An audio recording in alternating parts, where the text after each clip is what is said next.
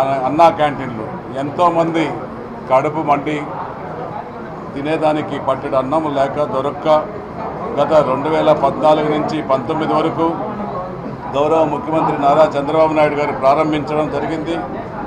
రాష్ట్రం మొత్తం మీద అన్నా క్యాంటీన్లు ఏర్పాటు చేసి ఉదయము టిఫను, మధ్యాహ్నం లంచ్, రాత్రి డిన్నరు 3 పూట్ల ఒక్కొక్క అన్నా క్యాంటీన్లో 1050 మంది 1100 మంది భోంచేయడం జరుగుతూ ఉంది.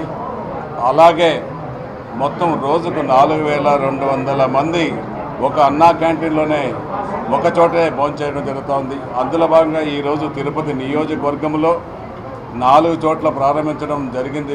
10 సంవత్సరాలకు ముందు 10 సంవత్సరాల నుంచి కొనసాగింది. ఆ 4 చోట్ల కూడా ఈ యొక్క అన్నా క్యాంటీన్లు కార్యక్రమం జరిగింది. గత 5 సంవత్సరాలుగా ఈ అన్నా క్యాంటీన్లు అన్నం పెట్టడానికి కూడా ఇష్టపడని మాజీ ముఖ్యమంత్రి జగన్మోహన్ రెడ్డి గారు ఈ అన్నా క్యాంటీన్లు కూడా రాష్ట్ర వ్యాప్తంగా మూసేయడం జరిగింది.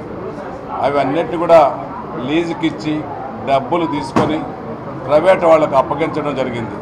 తిరిగి అధికారంలోకి రాగానే అవి అన్నిటినీ ప్రారంభించి అన్ని విధాలుగా పూర్వ వైభవం తీసుకొచ్చి మరలా ఉదయము మధ్యాహ్నం రాత్రి 3 పూట్ల భోజనం ఆకలితో ఉన్న పేదలకు భోజనం పెట్టడమే, కడుపు నిండా భోజనం పెట్టడమే ప్రధాన ధ్యేయంగా ఎన్డీఏ కూటమి అధికార నాయకులు చేయడం జరుగుతోంది.